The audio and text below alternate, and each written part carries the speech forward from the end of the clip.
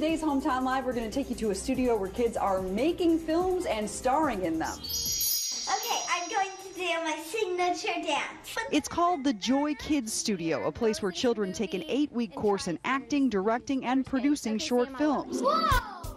I have worked passionately with children for the last 25 years.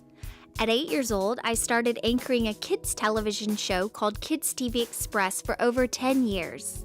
We did specials on Just Say No to Drugs, Kids with Cancer, and NASA. My mother is a world-renowned photographer, and I experienced the world through her lens. Later in my 20s, after training at the National Theater Institute, I decided I wanted to work with and teach children. I developed a program called Joy International and created a curriculum for elementary schools in Austin, Texas, teaching kids to help kids around the world. We did a kids pilot TV show called Joy Agents, and kids from the Disney Channel helped to promote it. Then I got married to my best friend and business coach, Bruce, and moved to Houston, where I started the Joy Kids Studio. And that's where I am right now, at the Joy Kids Studio, where anything is possible. I'm here with my friend Furry, and Furry, let's go somewhere fun. How about the moon? See? We're on the moon, Furry. At Joy Kids, we use our imagination.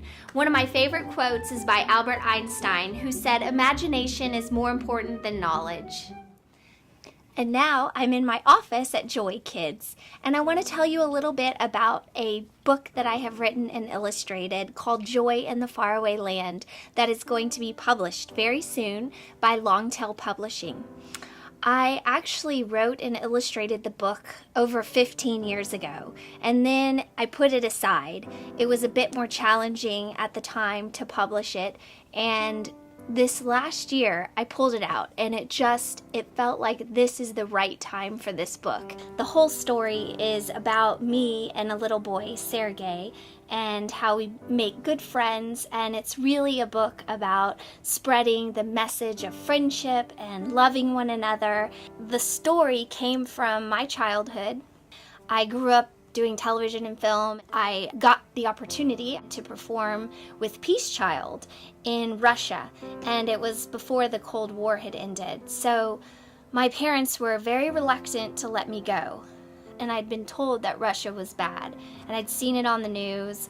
But when I got there, what I saw was just children. I got to perform in a play with a little boy named Sergey. One day, we were on a cobblestone street. He turned to me and he said, "Why in America are there homeless? Why don't you take care of your people?" They were totally selling them that America was bad.